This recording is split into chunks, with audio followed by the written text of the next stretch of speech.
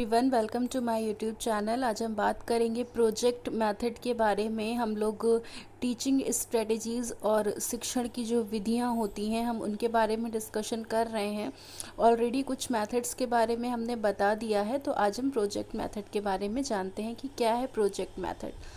सबसे इम्पॉर्टेंट बात जो है वो ये है कि आपको ये पता होना चाहिए कि कौन सा मेथड किसने दिया, अगर वो चीज़ है तो प्रोजेक्ट मेथड जो है वो कॉम्पिटिटिव एग्ज़ाम्स में बहुत चर्चित क्वेश्चन है, बहुत पूछा जाता है। आपको मैच द फॉलोइंग में मिल जाएगा या किसी भी तरीके से पूछ लिया जाएगा। तो प्रोजेक्ट मेथड जो है वो किलपैट्रिक के द्वारा दिया गया है, ठीक है, जो कि जॉन डीवी के शिष्य थे, है ना। जॉन डीवी के वो व्यवहारिकता का जो सिद्धांत था उससे बहुत प्रभावित थे और उन्होंने 1918 में द प्रोजेक्ट मेथड पर एक पेपर प्रकाशित किया, ठीक है। तो मुख्य रूप से जो किलपैट्रिक थे वो छात्रों की जो उद्देश्यपूर्ण गतिविधियां हैं, उनकी जो ज़रूरतें हैं, उनकी जो रुचि है, किस चीज़ में उनका इंटरेस्ट है, क्या दृष्टिकोण है, क्या उनकी क्षमताएं हैं, इन सभी के आधार पर समस्या का समाधान करने की जो क्षमता है उस पर अपना ध्यान केंद्रित करते हैं, ठीक है। किलपैट्रिक के अनुसार उन्होंने ये कहा कि purposes of the action with the full involvement of the social environment is achieved. मतलब जो भी परियोजना है वो उसकी जो उसको पूरी तरीके से करने के लिए जो एक उद्देश्यपूर्ण गतिविधि है वो एक सामाजिक वातावरण में ही आगे बढ़ाती है और जिससे आप वो चीज़ पूरी कर पाते हैं और सक्सेसफुल होते हैं। स्टीवेंसन कहते हैं कि project was a problematic task which receives it's perfection under natural condition. एक जो प्रोजेक्ट है, जो परियोजना है, वो एक समस्याग्रस्त कार्य है, यानी प्रॉब्लमेटिक कार्य है जिसे उसकी जो प्राकृतिक चयन है उसमें पूरा किया जा सकता है, ठीक है।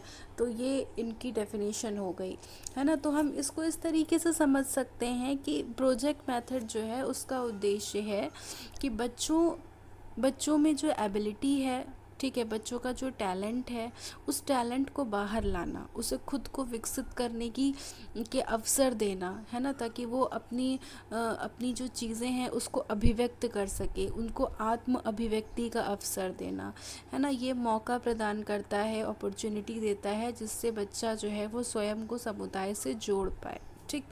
तो इस पद्धति में इसी चीज़ पर फोकस किया जाता है कि जो बच्चा है, बच्चों को समस्याओं के व्यावहारिक समाधान में, है ना, जो भी सिद्धांत अपनाना चाहिए वो ऐसा होना चाहिए जिससे बच्चा जो है वो अपने ज्ञान का विकास कर सके, ठीक।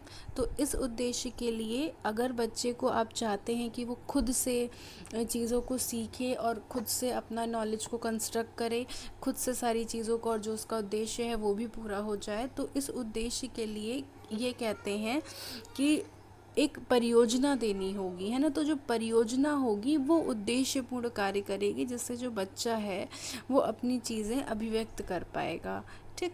तो इसका जो फोकस है इस मेथड का वो किस पर है, सामाजिकरण करने पर है और साथ ही साथ समस्या को सुलझाने की जो क्षमता है उस पर विकसित करने पर है। अब सामाजिकरण कैसे है, सोशलाइजेशन कैसे है, क्योंकि जब आप प्रोजेक्ट पर वर्क करेंगे तो समूह में वर्क करेंगे, है ना। जब आप समूह में वर्क करेंगे तो फिर अपने समूह के साथ मिलकर आप कोई प्रोजेक्ट बनाएंगे तो सोशलाइजेशन होगा, इस तरीके से है ये, ठीक।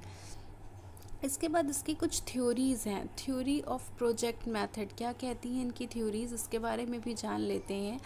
थ्योरी ऑफ पर्पसिवनेस, मतलब जो प्रोजेक्ट है वो कैसा होना चाहिए, उद्देश्यपूर्ण होना चाहिए और उसका कुछ मुख्य उद्देश्य होना चाहिए, ठीक है। जो उद्देश्य है, क्योंकि एक उद्देश्य ही है जो छात्रों को मोटिवेट करेगा, उन्हें प्रोत्साहित करेगा, है ना। तो उद्देश्य छात्रों को इंथुसियाज़म लाएगा उनके अंदर, उनको काम करने के लिए मोटिवेट करेगा, ठीक है। उनकी जो एनर्जी है, उनका जो टाइम है, वो सारी चीज़ें उसमें लगेंगी। तो ये क्या ज़रूरी है, उद्देश्यपूर्ण होना चाहिए project. Theory of activity, theory of activity क्या है कि project means the purposeful activity so at the end of the project the student must gain knowledge through their activity. It is also demand of the principle learning by doing. learning by doing में हम लोग ये चीज़ें देखते हैं कि बच्चा खुद से करके सीखता है, है ना, खुद से करके वो चीज़ें जो है वो सीखता है। तो एक्टिविटी का मतलब ये है कि जो भी बच्चा परफॉर्म करेगा, जो भी टास्क वो परफॉर्म करेगा, जो भी गतिविधि वो करेगा, है ना, तो परियोजना के माध्यम से उद्देश्यपूर्ण गतिविधि होनी चाहिए, द पर्पसफुल एक्टिविटी, ताकि जो एंड में, प्रोजेक्ट के एंड में उसे कुछ नॉलेज मिल सके, है ना। तो ऐसी एक्टिविटी या ऐसा प्रोजेक्ट दिया जाना चाहिए, ऐसी क्रिया वो करे जिससे साथ ही साथ जब वो प्रोजेक्ट बना ले तो वो कुछ चीज़ें सीख भी ले, है ना। तो ये ज़रूरी है इसमें।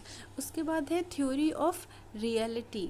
थ्योरी ऑफ रियलिटी क्या कहती है कि जो प्रोजेक्ट है should be real and related to the life situation. जो भी प्रोजेक्ट हो वो कैसा होना चाहिए, रियल होना चाहिए और आपकी जो लाइफ की सिचुएशन है उससे जुड़ा हुआ होना चाहिए, है ना। जब वो प्रोजेक्ट वास्तविक होगा और समाज के जीवन से संबंधित होगा तभी छात्र जो हैं वो स्वाभाविक रूप से या वास्तविक रूप से उस प्रोजेक्ट को पूरा करने में सक्षम होंगे, है ना। तो कभी भी अगर आप बच्चे को प्रोजेक्ट दें तो कोई मतलब ऐसी चीज़ ना दें जो काल्पनिक हो, है ना। काल्पनिक चीज़ें नहीं देनी चाहिए, जो रियलिस्टिक हो, जो फैक्चुअल हो, वो सारी चीज़ें देनी चाहिए, ठीक है। Imaginary problems must not be taken in the project. इसके बाद है थ्योरी ऑफ यूटिलिटी।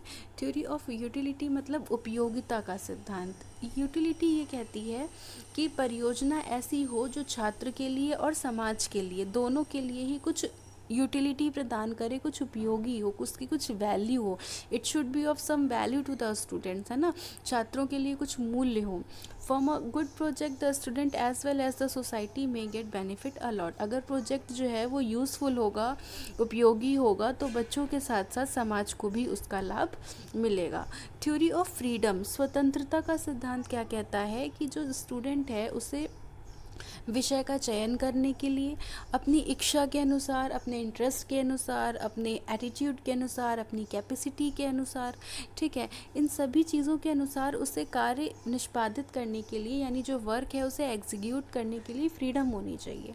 अगर उसे फ्रीडम नहीं होगी, है ना, ये सारी चीज़ें एग्जीक्यूट करने के लिए, तो फिर वो प्रोजेक्ट में अपना ध्यान नहीं दे पाएगा, ठीक।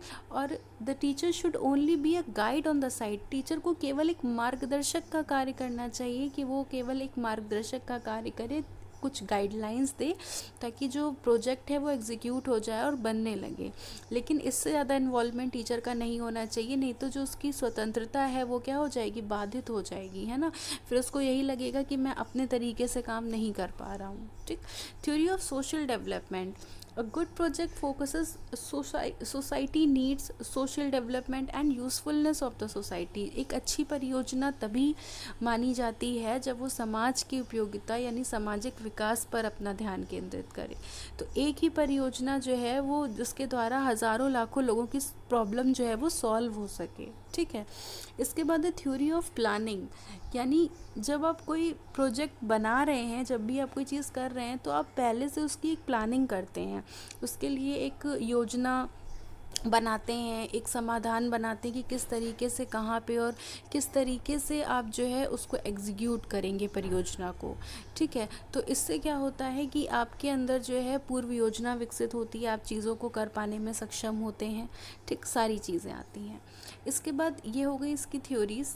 नेक्स्ट चलते हैं स्टेप्स ऑफ प्रोजेक्ट स्टडी। तो स्टेप्स क्या होते हैं, पहला तो यही हो गया कि सेलेक्ट प्रोजेक्ट। अभी हमने आपको बताया कि कैसे होने चाहिए प्रोजेक्ट, किस तरीके का होना चाहिए, है ना। तो प्रोजेक्ट का सिलेक्शन बहुत इम्पॉर्टेंट है। जो समस्या छात्रों को दे टीचर, या जो समस्या छात्रों के सामने प्रस्तुत की जाए वो पर्पसफुल होनी चाहिए, ठीक है। और ये भी होना चाहिए कि स्टूडेंट्स को अपॉर्चुनिटी मिले कि वो अपने तरीके से उस चीज़ को कर पाएँ।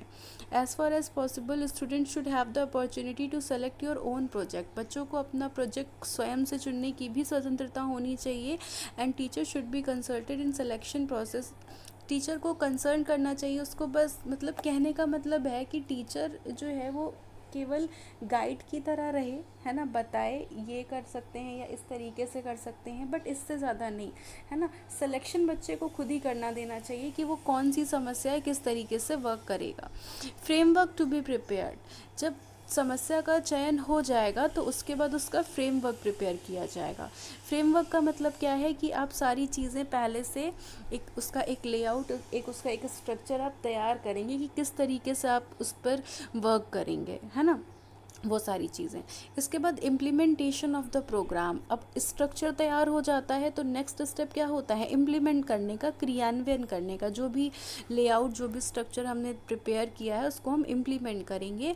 और लास्ट स्टेप क्या होगा, इवैल्यूएशन का। इवैल्यूएशन के ज़रिए पता चलेगा कि जो प्रोजेक्ट था वो जो जो भी उद्देश्य थे उन उद्देश्यों को पूरा किया जा सका कि नहीं, प्रोजेक्ट मेथड जो है वो सक्सेसफुल रहा कि नहीं, बच्चे ने नॉलेज गेन किया कि नहीं, समझ में आया कि नहीं, ये सारी चीज़। अगर नहीं समझ में आया तो उसको किसी दूसरे तरीके से करना होगा।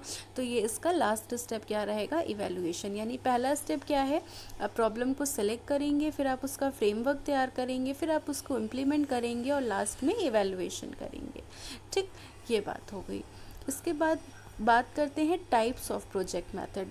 अलग अलग तरीके के टाइप्स होते हैं, है ना। ये आपके टीचिंग मेथड जो हैं, जैसे by the purpose of teaching student different kinds of knowledge that can be activated, अलग अलग तरीके से, जैसे कि कंस्ट्रक्शन से रिलेटेड हो गया, इंस्पेक्शन से रिलेटेड हो गया, कंज्यूमर प्रोजेक्ट हो गए, कलेक्शन रिलेटेड प्रोजेक्ट हो गए, आइडेंटिफिकेशन प्रोजेक्ट हो गए, ऑपरेशनल सर्जिकल प्रोजेक्ट हो गए और प्रॉब्लम प्रोजेक्ट हो गए। इसमें मुझे नहीं लगता ऐसा कुछ डिटेल में बताने की ज़रूरत है। जो इम्पोर्टेंट है उसमें ये है कि किसने दिया, तो किलपैट्रिक ने दिया प्रोजेक्ट मेथड है क्या, और उसके बाद उसके जो स्टेप्स बताए वो इम्पॉर्टेंट है, और साथ ही साथ उसके जो प्रिंसिपल्स बताए वो भी इम्पॉर्टेंट है। कौन सा प्रोजेक्ट किस तरीके से रिलेट करता है ये आपको समझ में आ जाएगा। जो कंस्ट्रक्शन से रिलेटेड प्रोजेक्ट होंगे वो अलग होंगे, जो इंस्पेक्शन से रिलेटेड प्रोजेक्ट होंगे वो अलग होंगे, जैसे क्लाइमेट है, एनिमल्स हैं, इंसेक्ट्स हैं, ठीक है। जो कंज्यूमर प्रोजेक्ट होंगे वो अलग होंगे, है ना। तो इसी तरीके से अलग अलग प्रोजेक्ट्स होते हैं। अगर आप कलेक्शन कर रहे हैं, है ना, तो वो प्रोजेक्ट्स अलग होंगे। आइडेंटिफाई करना है किन्हीं चीज़ों को तो वो प्रोजेक्ट अलग होंगे, ठीक। अब इसके कुछ कैरेक्टरिस्टिक्स हैं। Students themselves by thinking study and work. हमने आपको बताया कि आपने समस्या चयन करी, उसके बाद आप उसका समाधान करने के लिए लेआउट तैयार करेंगे और खुद से आप सारी चीज़ों को करेंगे। टीचर केवल क्या है, एक मार्गदर्शक की तरह कार्य करेगा। तो आप ही एक्टिव रहेंगे। Student is active in the whole scheme. पूरी स्कीम में आप एक्टिव हैं क्योंकि आप काम कर रहे हैं। आप हर तरीके से काम करेंगे, फिजिकली मेंटली दोनों लेबर आपके लगेंगे, दोनों तरीके से आप काम करेंगे, ठीक है। केवल शारीरिक रूप से नहीं, मानसिक रूप से भी, क्योंकि आप ही सोच रहे हैं कि आपको क्या करना है अगले चरण में। Student understands and fulfils it responsibilities. जब उन पर बात आती है स्टूडेंट्स पर तो वो अपनी चीज़ों को समझते हैं, अपने उत्तरदायित्वों को समझते हैं, उनको पूरा करते हैं, ठीक है। इससे उनके अंदर पेशेंस आता है, कंटेंटमेंट आता है, सेल्फ सेटिस्फेक्शन आता है, ठीक है, सोशलाइजेशन आता है, ये सारी चीज़ें आती हैं। ये एक साइकोलॉजिकल मेथड है और ये किस पर बेस्ड है, लर्निंग बाय डूइंग पर बेस्ड है, क्योंकि आप करके सीखते हैं। Established cooperation in various fields, received wisdom in is permanent, ठीक। कुछ डीमेरिट्स भी हैं। It takes more time in classroom teaching. समय ज़्यादा लगता है। अगर हम परियोजना विधि से हर चीज़, हर टॉपिक पढ़ाने की कोशिश करें तो हमें लगता है सिलेबस कभी नहीं ख़त्म होगा, टाइम ज़्यादा लगता है।